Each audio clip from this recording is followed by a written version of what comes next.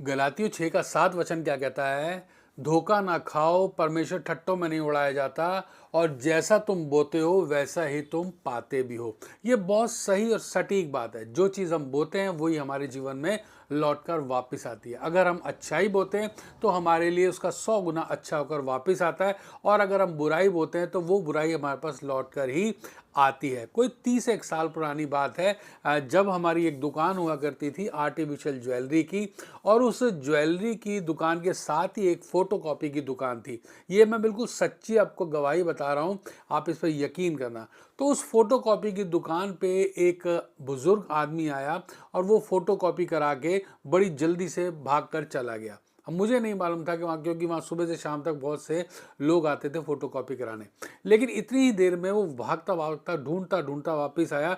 मुझे लगा कि इसका कुछ खो गया है। तो मैंने उनको बिठाया, मैंने कहा अंकल जी पानी पियो, बताओ आपका क्या खो गया? तो वो, उसके चेहरे पे हवाइयाँ उड़ी हुई थी।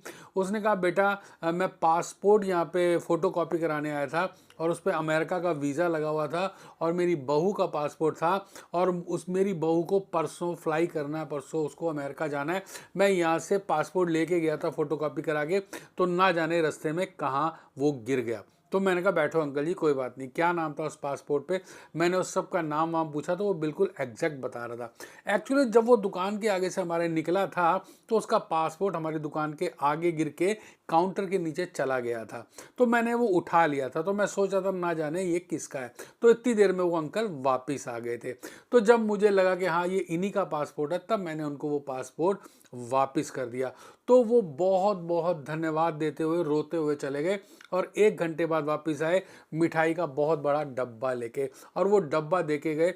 तो उस डब्बे की मिठाई मैंने सारी मार्केट में बांट दी। तो ये बात आई गई हो गई।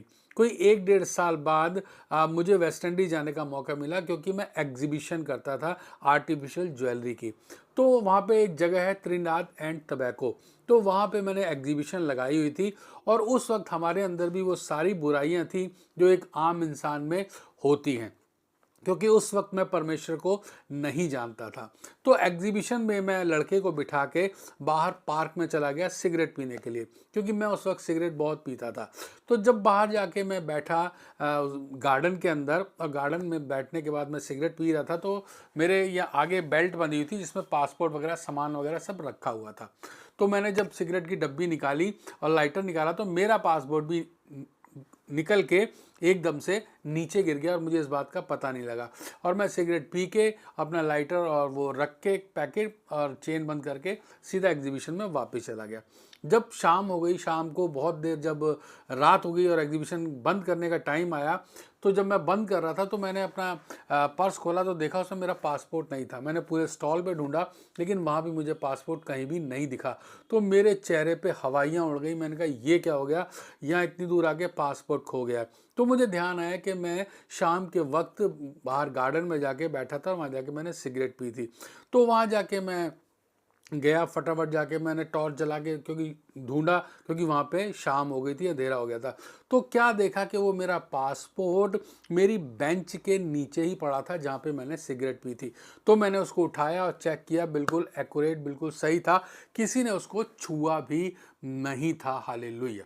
तो जब मैं विश्वास में आया, और विश्वास में आने के बाद आज जब मैं ये वचन पढ़ रहा था, तो मुझे ध्यान आया कि मनुष्य जो बोता है वही काटता है। हालेलुया।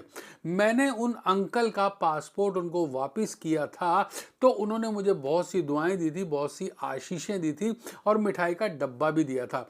तो परमेश्वर ने मेरा पासपोर्ट जब खोया, तो मुझे भी ऑन द स्पॉट उसी जगह पे मेरा पासपोर्ट मिल गया, क्योंकि मैंने भलाई की थी, इसीलिए भलाई मेरे साथ भी हुई। अगर मैं उन अंकल का पासपोर्ट रख लेता, उनसे कुछ पैसे वैसे मांगता और कुछ बुराई करता, तो मेरे साथ भी ये बुराई हो जानी थी। तो इसलिए बहुत ज़रूरी है कि जैसा हम चाहते हैं कि हमारे साथ हो, वैसा ही हमें दूसरे के साथ भी करना चाहिए, क्योंकि हमारी अच्छाई भी हमारे पास लौट के आती है, और हमारी बुराई भी हमारे पास लौट के आती है।